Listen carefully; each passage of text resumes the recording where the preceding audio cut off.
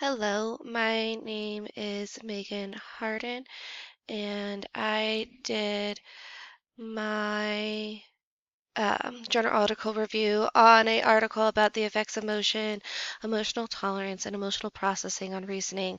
This article review is written by Amanda Harvey and Michael A. Uh, Keesley. So the method for this, there was two studies done. I'm going to focus mostly on the first one.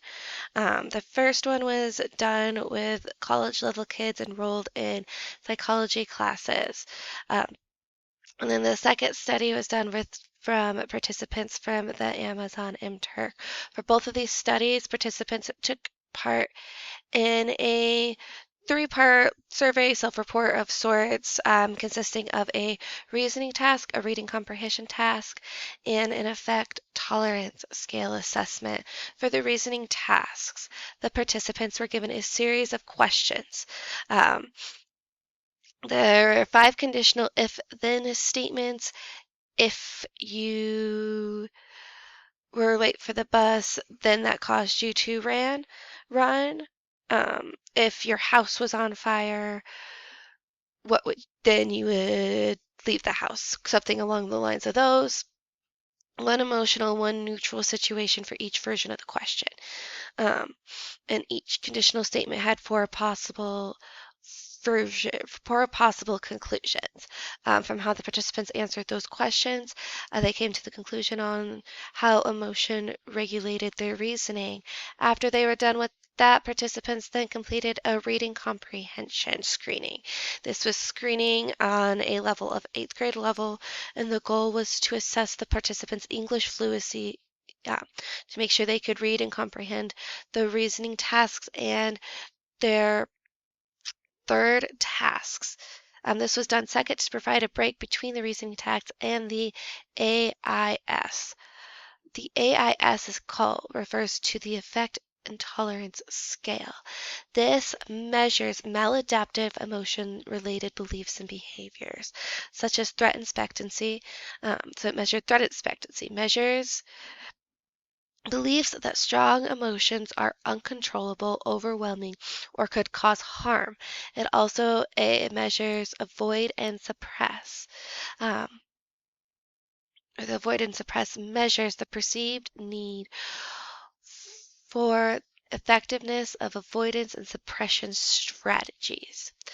Uh, by adding or calculating the totals of these two assessments, the threat expectancy and the avoidance suppressing, um, they were added together. The higher number the person received indicated the higher level on the AIS. The scores predicted avoidance behaviors, difficulties with emotion regulation, fear of emotion uncontrollability, and psychopathological symptoms. So after all 3 of these were done, the researchers went through, added everything together, and they found out that people's tolerance of their emotions did not answer the questions, only the emotional level of the question. So the more emotional question, the more emotional the person answered, even when asked to evaluate their emotions. It also showed that while emotions are often important in rational decision making, it can also affect the logical decision making as well. People who are more open and accepting of their emotions may from or recover from those difficult times faster, and not have it linger. And then when people were asked to look at their emotions, there's interference, so it affected their reasoning even when thinking about neutral topics. So those when people are asked to look at their emotions, it affects their reasoning, even when it topics that don't have to do with said emotion. For critiques.